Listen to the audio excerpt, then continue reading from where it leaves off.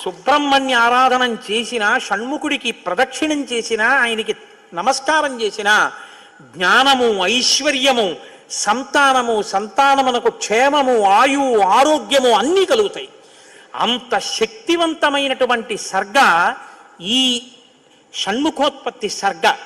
అందుకే వాల్మీకి మహర్షి ఎప్పుడూ కూడా అసలు ఫలశ్రుతి చెప్పరు.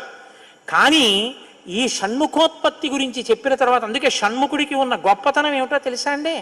ఆయనకి ఒక గొప్ప విజయాన్ని సాధించాడు షణ్ముఖుడు ఒక్కడే. శైవ వైష్ణవాలు రెండూ కూడా వియ్యవందేట్టు చేశాడు. శ్రీవల్లి, దేవసేన ఇద్దరు శ్రీ మహావిష్ణువు యొక్క కుమార్తెలు. ఆయన మేనల్లుడు కదండి, మరి ఏదో పండగ సెలవులకు ఇంటికి వచ్చాడు. ఇంటికి వస్తే లక్ష్మీదేవి ఆయన్ని చూసి అందిట, మురుగన్ అంది. మురుగన్ అంటే మేనల్లుడు అని. మరుమగన్ అన్నట్టు విష్ణువు, మరుమగన్.